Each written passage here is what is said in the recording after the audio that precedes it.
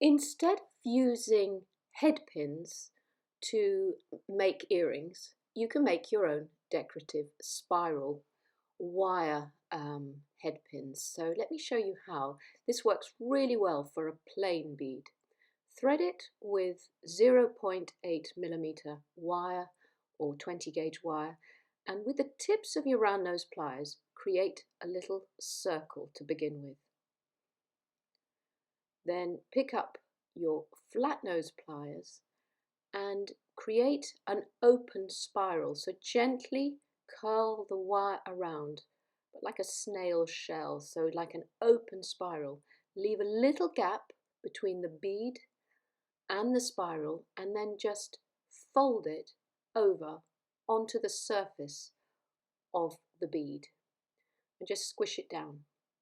And that gives you a nice decorative look to the bead. Now I'm just going to make a wrap loop at the top so that we can suspend it. So just curl it round your round nose pliers, and with the excess wire, the extended wire, wrap that once around just at the top of the bead. Now bring the rest of that wire around the side contour of the bead. So keep it nice and close. Just let it frame it completely. So it really must be nice and, close up, so it's a framework. And then wrap it once more again around the top again.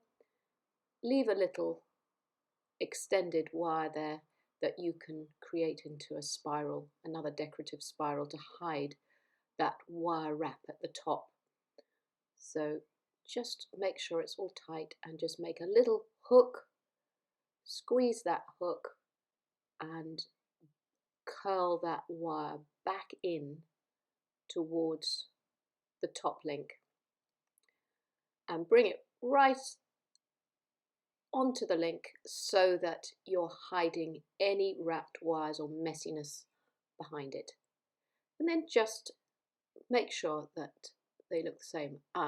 Now, if you've done what I've done and I've made the spirals go in the same direction,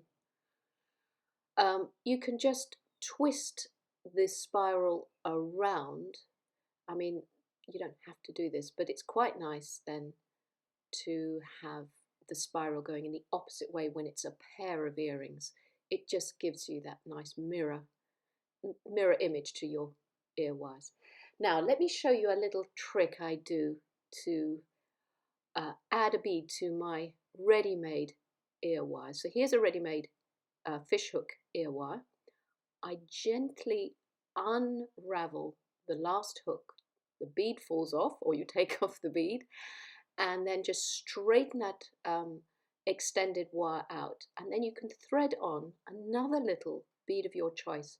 I'm putting a bit of a carnelian, it's a tiny little chip bead of, semi-precious carnelian, and add that on, and then remake the little link at the top of the earring. Obviously be very careful when you do this, because you don't want to, the wires are a bit brittle and you don't want them to break. But if you do it gently, it works. And then open it up again and link it in. And that means you've just got something that's just a little bit more customized than a ready-made ear wire. But of course you can make your own earring findings as well. So that's a really lovely way of making a pair of earrings with a decorative swirl on the front. It works also really well for a big focal bead for a necklace. So just to show you again, make that first circular link and then roll the wire around to create that open spiral. And don't make it wider than the bead, obviously, so it's up to you.